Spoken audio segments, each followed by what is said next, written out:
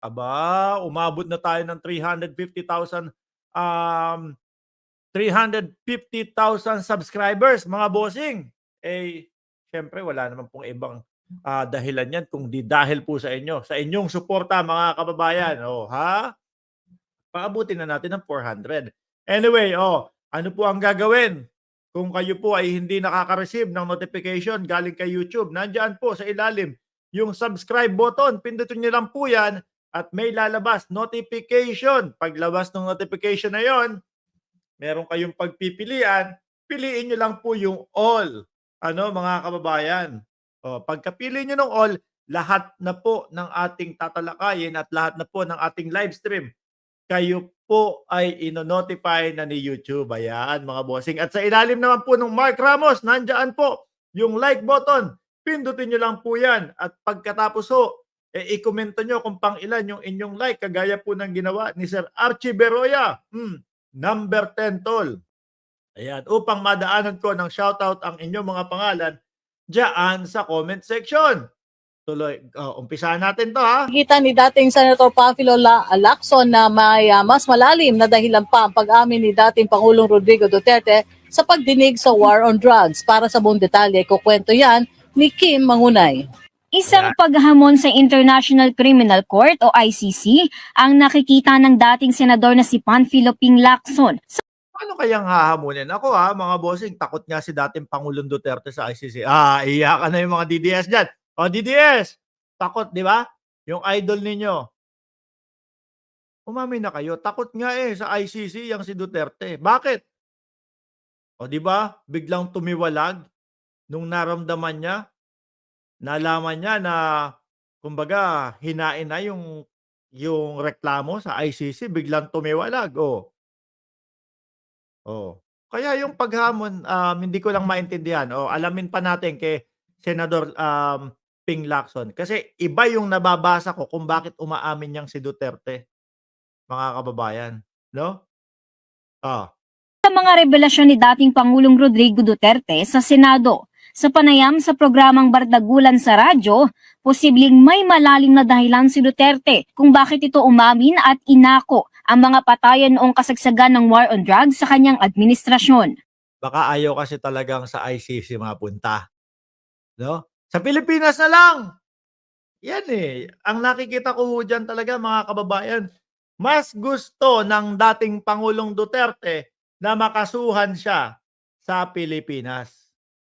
No? Bakit to? Napakadaling humingi ng house arrest, napakadaling humingi ng hospital arrest sa Pilipinas, lalo na mga boss, yung ganyang edad niya, ay nako. Yung ganyang edad niya, mga kababayan, sasabihin lang, matanda na ako no? Baka pwedeng sa bahay na lang ako ikulong. Di ba? Tuloy. So para sinasadya niyang medyo merong confusion. At isa pa, siguro kaya siya umaamin ng mga tungkol sa death squad and all, tapos babawiin. Opo. Alam mo, meron tayong tinatawag doon sa ICC, yung jurisdiction ng ICC, sa masiasang bansa, no? Opo. Yung principle of complementarity. Ang Paano po yun? principle of complementarity, papasok lang magkakaroon lang ng jurisdiction ng ICC sa kaganapan sa isang bansa na miyembro o kaya dating miyembro na tumiwalag kung hindi umiiral o maandar yung justice system, yung criminal. Ayan. Kaya pala walang nagkakaso. Ito si Mark Exage. Ano? Kaya pala walang nagkakaso, no? Sa Pilipinas. Pakinggan nyo pa mga bossing. Justice system. Opo. Meaning, kung wala pag-asa talaga yung criminal justice system sa isang bansa, papasok yung ICC. Matatanda ang sinabi ni Duterte na matagal na raw siyang pumapatay ng tao, pero hanggang ngayon ay hindi pa ito sinasampahan ng kaso ng Department of Justice. Yun ang hinaantay nila. Yun ang gusto nila, mga kababayan. I think yun yung hinahamon nila. No? Nasampahan ng kaso siya ng Department of Justice. Pero, nasan ba kasi nasaan si Secretary Boying Remulla, mga kababayan? Bakit hindi sinasampahan?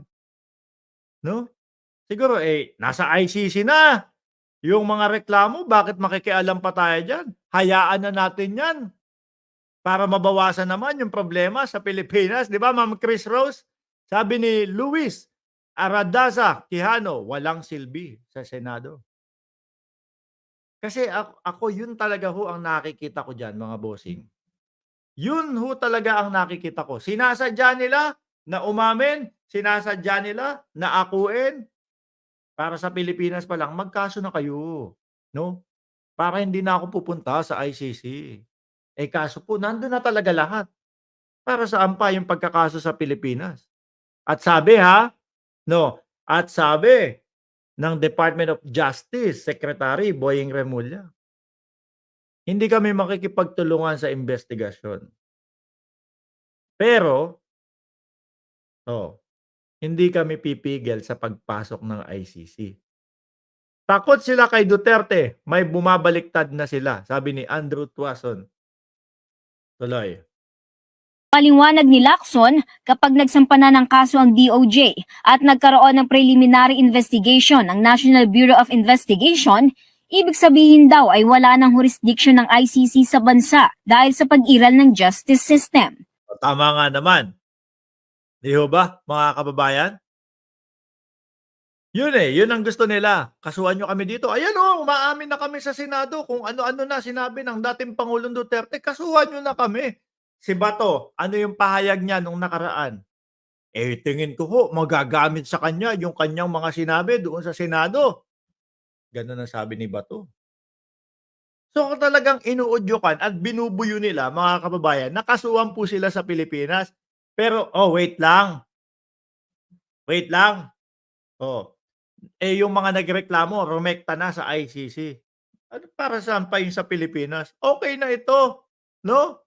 Ayon pa sa dating senador, sa tingin niya ay pinag-aaralan na ng kampo ni Duterte ang mga kaso ng extrajudicial killings gaya ng nangyari sa binatilyong si Kian de los Santos. Merong mga kasong napal sa korte, may na-convict na yung kay Kian de los Santos, convicted yung mga pulis doon. Yeah. So pwede nilang Kumbaga, gusto ang sasabihin nila, yan na, mga convicted na, yung mga kapulisan dyan, yung mga pumatay dyan kay Kian de los Santos, bakit pa ako madadamay? Diba? Ayan na, nandiyan na. Sabi nga niya, kay sabi sa Ontiveros, yung ganong klase, personal yun. No, hindi mo pwedeng ipasa sa akin. Pero mga bossing, ganito ho yan. Napakasimple lang. Tetegihin ba ng mga kapulisan na yun? Kung walang galing doon sa taas? Tetegihin ba ng mga kapulisan na yon kung wala silang plot na sinusunod? O wala silang reward na makukuha? Doon po kumukonek doon sa mastermind. Yun nga po yung ipinakita, no, ni Garma, mga bossing. Na talagang nasa tuktok ho, mga boss. Si Digong sa ilalim, si Bungo sa kabilang side, si Bato de la Rosa. Doon ho kumukonek yun. Hindi po porket na, saglit lang. Hindi naman siya yung humawak ng gatilyo at tumutok ng barel at kumalabit ng gatilyo. Hindi naman si Duterte. Ngunit, siya yung dahilan kung bakit ginawa nung kapulisan. Pwedeng ganun ho, mga kababayan. Di ho ba? Tuloy natin. meeting depensa yon, pero yung pag nasa ICC na yung kaso, nasasabihin nila, kukwestiyonin nila, wala kayong jurisdiction kasi umiiral yung criminal justice system sa aming bansa. Katunayan, may Kaya walang nagkakaso sa Pilipinas, no? Hindi, kasi naman, rumekta na sila doon sa International Criminal Court talaga. ng mga pulis na nag-implementa. Opo. Without admitting na inalaw nila yun, o kaya may imprimatur nila yung ginawa ng mga pulis na pumatay kay Kian de los Santos. Dagdag pa ni Lacson, walang pinipiling edad ng batas, kaya may posibilidad pa ring makulong si Duterte kapag napatunayang may sala ito. Pero sa mag-iiyakan yung DDS dyan. Pero ang i-style niyan, mga kababayan, ang gagawing style niyan o estilo, makukulong. Sabay hihingi, house arrest na lang ako. No? Parol na ako kasi ganito, ang tanda ko na Hindi ko nakakayanin dyan sa loob ng kulungan. Yung mga matatanda yung mga kasama sa bahay, lumalabas pa ba ng bahay yun? Hindi na ho. Hindi na palagala yun. Paminsan-minsan na lang ho, mga kababayan. Kaya kung sakali, na sa Pilipinas makasuhan ang dating Pangulong Duterte at sa Pilipinas mahatulan, ending hihingi ng house arrest o hihingi ng hospital arrest, eh mas pumabor pa ho sa kanya. Ayos, nandito lang ako sa loob ng bahay, eh, hindi na naman din ako makapaglibot-libot, eh. Hindi na naman din ako makapag-ano, punta-punta kung saan-saan, eh, 'di ba? Oh, Sakaling mang magkaroon ng final jurisdiction, pasok pa rin aniya sa parol ang dating Pangulo Oo. dahil sa katandaan nito. oh, 'di ba? Yun lang ho ang idadahilan niyang mga 'yan, mga bossing. Matanda na ako, no? Hindi ko na kaya diyaan sa kulungan. House arrest niyo na lang ako. Na napakadali pong aprubahan, mga bossing, dahil kitang-kita niyo naman matanda na, 'di ba? Tapos sasamahan pa nung arte na tagilid-tagilid. Na patagilid na lumakad, oh, do'n sa mautog nila. Oh, 'di ba? Oh, tuloy.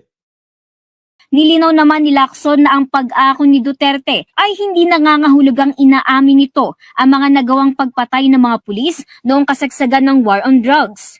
Ibig sabihin daw nito ay inako lamang ng dating Pangulo ang responsibilidad bilang pinuno sa kanyang nasasakupan. Samantala nanawagan naman sa publiko si Lacson na naway maging maayos at matahimik ang paggunita ng undas ngayong araw.